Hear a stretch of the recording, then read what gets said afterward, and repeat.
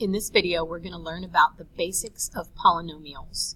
A polynomial is simply an expression that has more than one piece. A piece is separated, each piece is separated by either an addition or a subtraction. So 3x to the fourth is one term.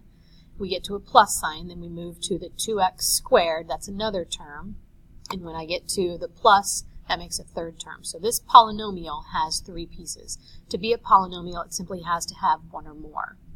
When you write something in standard form, that means we put the exponents starting with the highest number and going down to the lowest number. So standard form, I need to have the 3x to the fourth in the first spot because it has the highest exponent. Then the 2x squared, and then the plus 5 because it doesn't have a variable or an exponent. A degree of a polynomial is simply its highest exponent. So for this one, my degree would be to the fourth power, so it would have a degree of 4. The leading coefficient, once you put your terms into standard form, into descending order, then the leading coefficient is just this 3. It's just the coefficient on the first term. But make sure that you've got them into descending order before you pick out your constant value, or your leading coefficient. A constant is this 5 down here. It's any term that doesn't have a variable with it, and that means that it's x to the 0 power. So 5 would be my constant. So any term that doesn't have a variable.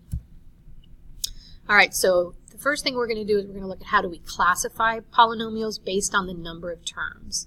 So a polynomial that has just one term, right? If we look at this word mono, the prefix mono means one, so it has one term.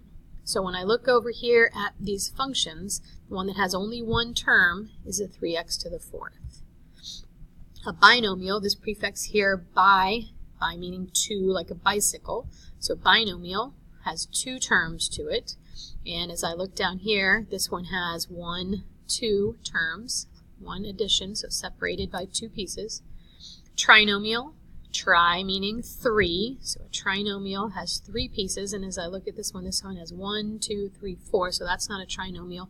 But this one over here, 3x to the fourth plus 2x squared plus 5, has 1, 2, 3 pieces, so it's a trinomial. And the last one, a polynomial. Poly just means many. So if it has 4 or more, we're just simply going to call it a polynomial. So this big long one here has 4 pieces, so it would be what we consider a polynomial. Then we can also name our polynomials by degree. So remember, our degree is our highest exponent. So if our highest exponent is 0, that means it doesn't actually even have a variable. That's just what we call a constant polynomial.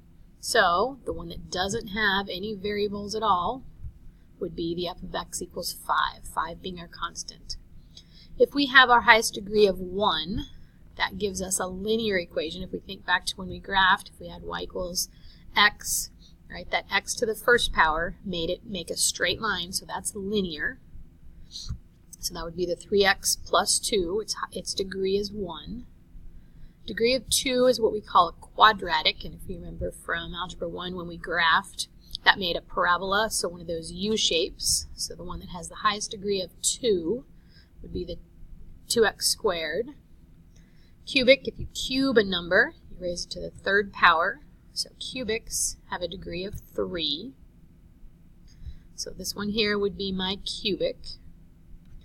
A quartic, there are 4 quarters in a dollar, 4 quarts in a gallon. That word quart means 4. So we find our highest degree of 4 would be the 3x to the fourth, and then a quintic is 5. Quintic being 5. So that would be the 3x to the fifth plus 2x cubed plus x would be our fifth. All right, so if we look at a few of these examples, it says we're supposed to decide whether the function is a polynomial function. And if so, write it in standard form and state its degree, type, lead coefficient, and classify by the number of terms. Okay. So in order to decide whether or not we have a function, we have to look at the powers. Remember, our powers have to be all whole numbers greater than or equal to 0. So this first one, since we have a 2.5 power, this would be not a function.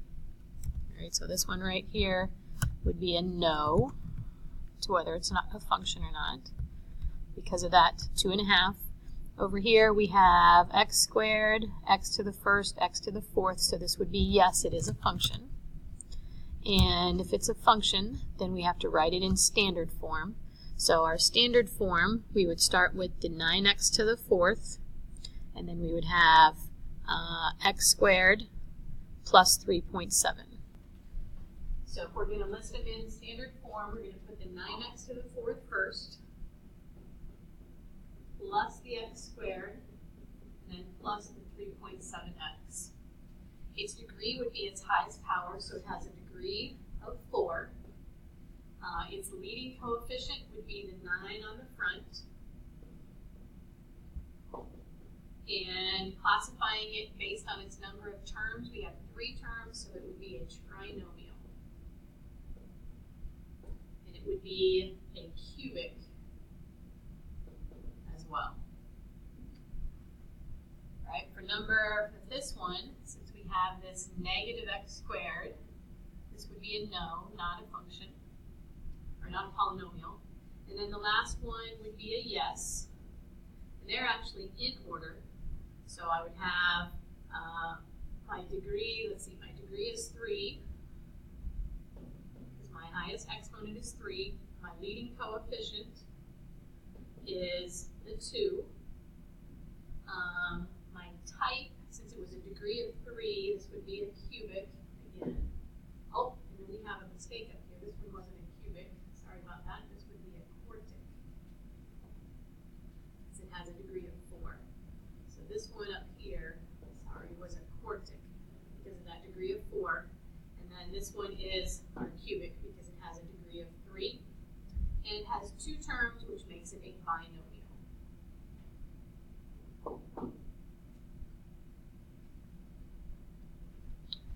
And then one last thing we're going to do is we're going to add and subtract these.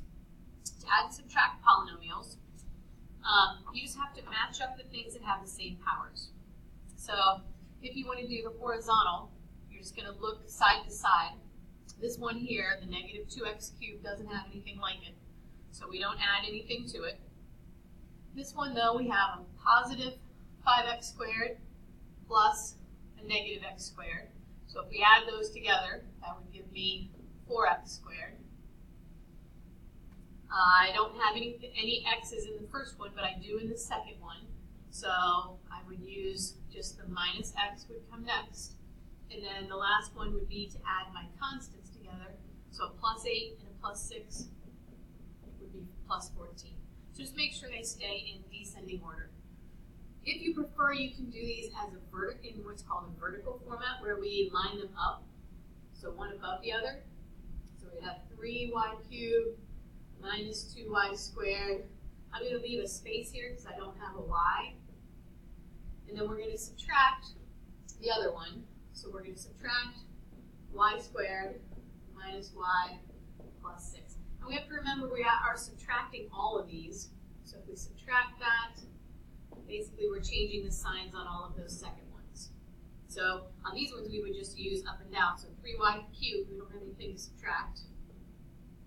Our middle term is negative 2y squared minus y squared makes negative 3y squared. I had subtracted a negative y, so we changed it to a plus y, and the negative 10 and negative 6 would make minus 16. So you can do whichever format you prefer. These ones you could have listed them again in the vertical format. Instead, just make sure you leave a space for anything that doesn't have a matching like term. And remember, like terms, we have to have the same powers, so not just the same variable. So you could have done this one the same way, or you could have done the other one as a vertical. So what I want you to do is go ahead and turn over to the back of your worksheet that you got yesterday and work on the questions that are on the back.